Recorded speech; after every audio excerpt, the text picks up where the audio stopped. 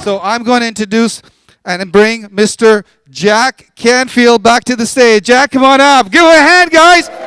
Ladies and gentlemen, it's Jack Canfield. Give him a hand. Come on, you can do that. Whoa!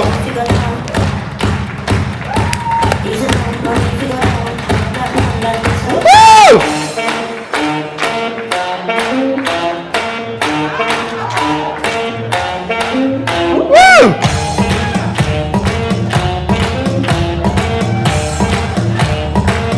All right.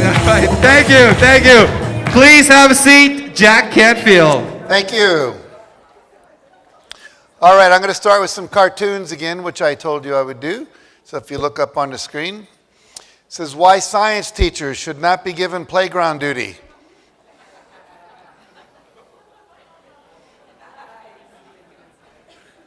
It says, dear students, I know when you're texting in class, seriously, no one just looks down at their crotch and smiles.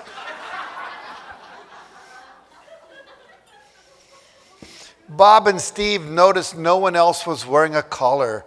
Suddenly they realized they were in a stray bar.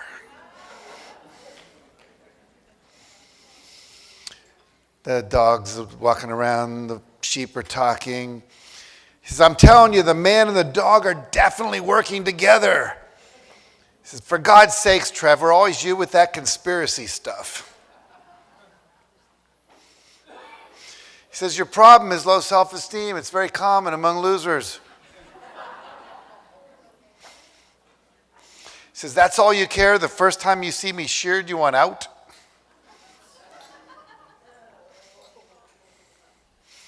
He's applying for a job at IKEA. He says, make a chair and take a seat.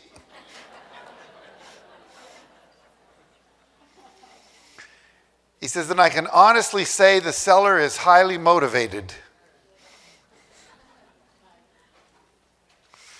All right, so we're going to go back to where we were. Let's see here. Very good. So Shazad talked about his 7 steps to being a millionaire. And the first one, he said, you got to decide exactly what you want. Where do you want to end up? What's your goal? What's your purpose? What's your vision? So we're going to spend a little time looking at that. And then, as I said, we'll spend the rest of the day talking about how to actually manifest that, how to make it come true, how to achieve it. So we talked about focusing on what you do want, not what you don't want, focusing on your vision, not on your problems or the obstacles. However,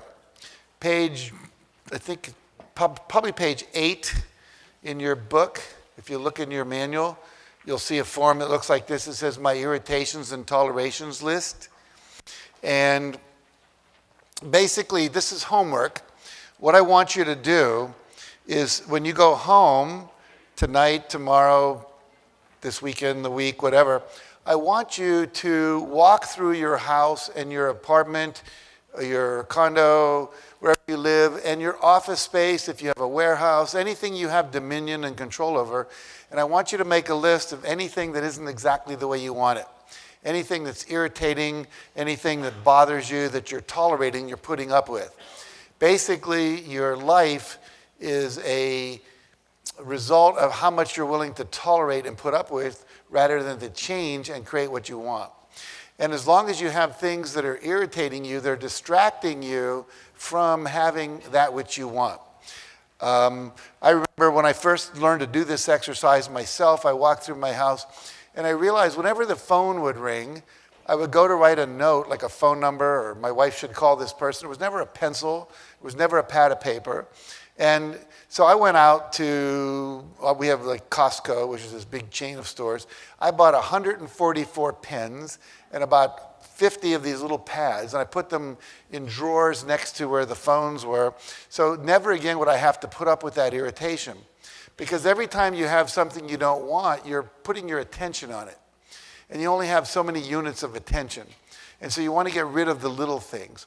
A lot of you want to be millionaires, but you're in your mind's eye, in your belief system at home, you have thoughts like, I can't even find a pair of scissors when I want it. And if you can't find a pair of scissors when you want it, if you can't find a stapler when you want it, if there's never a pen available, some part of you says, I can't even do that. What makes me think I can be a millionaire?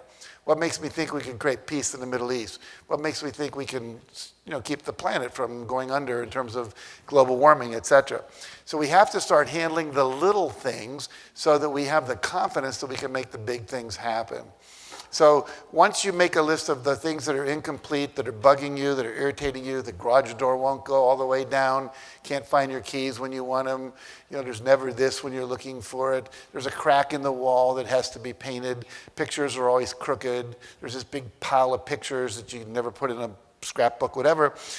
Once you've got that list, then make a plan to handle all that, get that stuff out of the way as quickly as possible, clean out the junk drawers, clean out the garage, whatever, so that you have a clear space for your mind to work in. It's very powerful and very important. It may seem like a minor thing when you're here to figure out how to become a millionaire or a multimillionaire, but literally it will distract you from putting your attention where you want it to go. And when you're looking at what you want, it's usually the opposite of what you don't want. So we can look at that list quickly and then turn it into a set of goals that you want to have for yourself in terms of creating that. Now I want to focus on a bigger goal. I love this cartoon. It shows two spiders at the end of a sliding board. And one of them says, if we pull this off, we'll eat like kings. Big vision. They have a big vision. Now, if you have a 2-year-old, that's not really funny. But basically, the idea is that we want you to think as big as possible. Most of us were taught to think small. And as we heard today from some of the other speakers, that when you did think big, people would put you down and say, well, you're crazy. That's never going to happen. I remember when we went to publish our book, we were turned down by 144 publishers, as I mentioned. And when I finally did find a publisher, I said to him, how many books do you think we'll sell? He said, well, if we're lucky, we'll sell 20,000 copies. And I said, that's not my vision. It's not Mark's vision. I said, we want to sell 1.5 million in a year and a half, and we want to sell 150,000 by Christmas. So the book was coming out in July. And he laughed at us. Now, how many of you, by show of hands, have had someone, you told them one of your dreams or your goals, they actually laughed at you and told you were crazy? Yeah. Everyone who's ever been successful has had somebody laugh at them, put them down, tell them it's not possible. And when we told him our goal, he said, you guys are nuts. He said, no, we're entrepreneurs. We believe we can do this. Now, we sold 135,000 by Christmas and 1.3 million in a year and a half. He stopped laughing.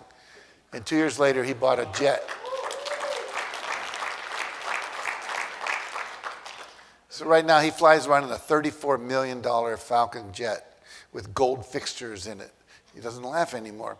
He's worth $300 million. And when we started with him, his company was slowly going out of business. And he'd gone from 17 million books a year down to 6 million books a year over 3 years. And when we came along with Chicken Soup, it actually saved his company. And we've sold, the first book that came out, we sold 10 million copies.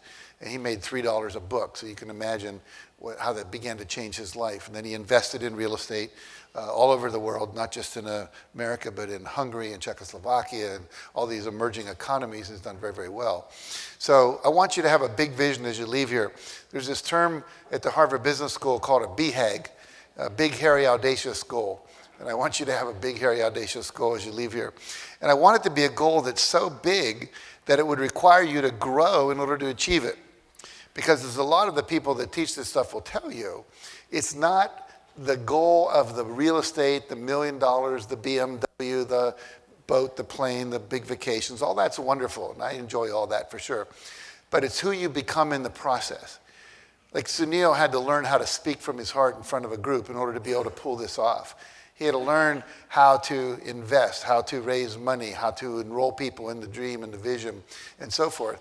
And all his real estate could go under. His wife could leave him. His reputation could go under, etc. But who he became in the process can never be taken away from him. And I believe that the real purpose of setting higher goals, when Shazad was up here and he talked about the goals, and he talked about all the obstacles that show up in terms of lack of money, lack of knowledge, lack of mentor, lack of opportunities. Those are all obstacles. And those obstacles are actually good. because those obstacles require you to grow in order to achieve the success you want. And most people will never set a big goal because they don't want to feel the discomfort of having to look at those obstacles and confront those obstacles. But those obstacles are a gift. They're what grow you and make you strong. If you go out for a football team, you have to do push-ups and sit-ups and all those kind of things to get stronger to be able to be a better athlete.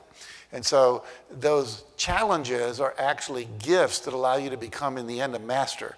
And we all want to master our emotions, master our mind, master finance, master enrollment, master how to deal with relaxation, meditation. All these things allow you to become a master of life, to live something that's extraordinary as opposed to ordinary. So I want you to set a big goal, not just to achieve it, but also for the purpose of you growing in the process of doing it, because the growth is the real payoff. So in 1993, Mark and I set a goal, and it was to positively impact 1 billion people through our inspirational books, radio, television, products, speeches, trainings, philanthropy, etc. Now, we've probably already achieved that if you take into consideration we've sold over 500 million chicken soup books. In India, the average chicken soup book is read by 7 people, because if you've ever been to India, you'll see people on the street, there'll be 5 or 6 people squatted around one newspaper because that's all they can afford. So the pass-around value is very, very high. I've been on Oprah, 40 million people saw me around the world, been on that 3 times. So probably already achieved our goal, but we're still wanting to sell 1 billion books. And we set that, and everyone told us we were nuts. And yet we're halfway there, and we've got 7 more years, or 2020 vision, we've got 3 more years to go. And just in the last 3 years, we've sold 315 million books in China.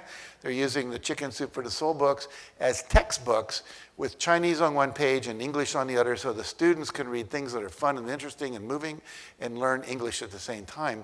And they think that we'll probably do 1 billion just in the textbooks in China over the next few years, let alone we now have Chicken Soup for the Indian Soul, 7 books in that series, which are selling all over the place. So it's we're in big markets. Thank you. All right. So General Wesley Clark, he was the head of NATO forces in Europe for a long time. He said it doesn't take any more effort to dream a big dream than it does to dream a small dream. Now think about that. It doesn't take any more effort. You don't have to burn more calories. You don't have to scrunch up your face more. You simply have to make a decision that this is what I want. And the challenge is most people won't decide what they want at a big level if they can't see how to do it. And what you'll discover today, and we'll talk about, is the how usually doesn't show up until you first commit to the what. And that's a act of faith.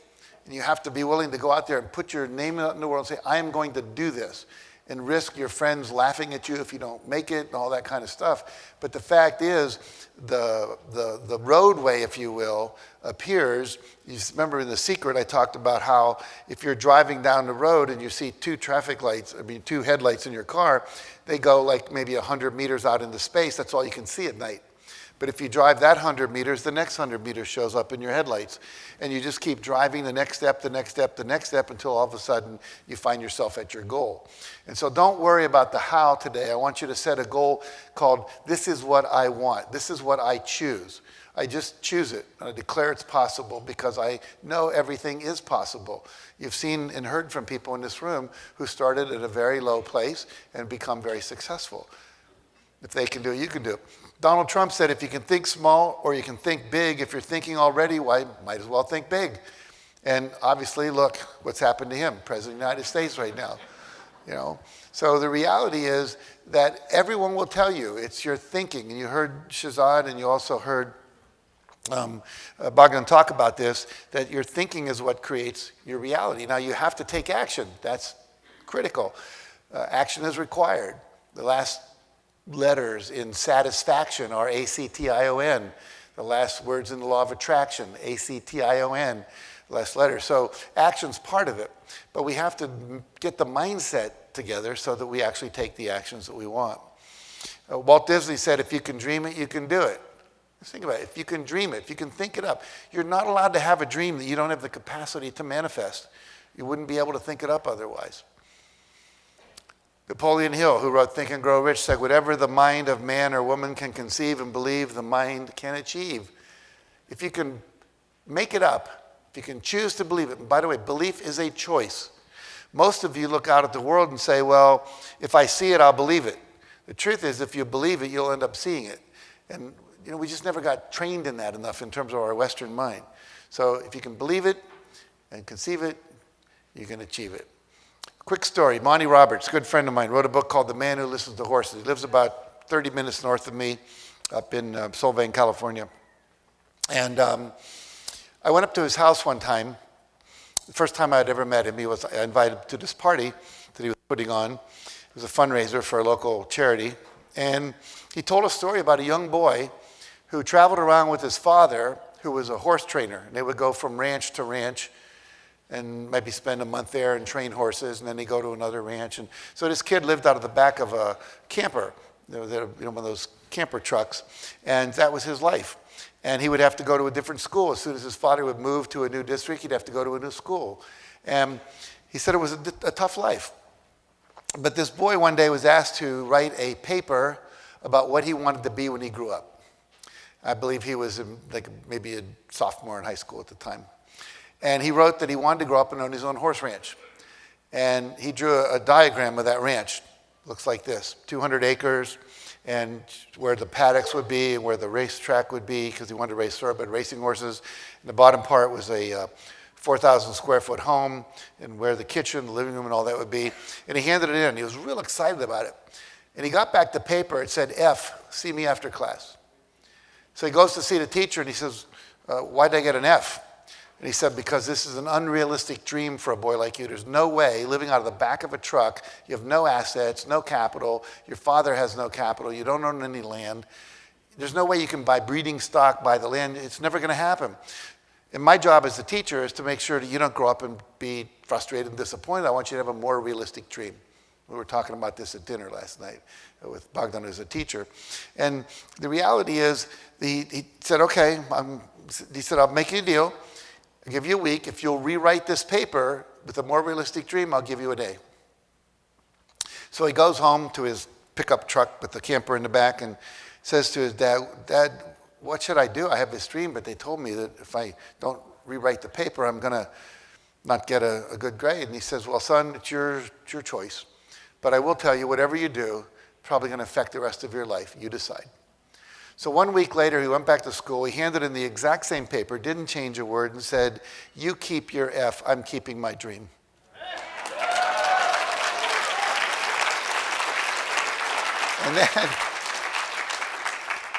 And then Monty led us over to the mantle in this living room of his big home where he was, giving this little talk about this boy. And he says, by the way, I was that little boy. And he said, you're in my living room, in my 4,000 square foot house on my 200 acre ranch. And that's his ranch.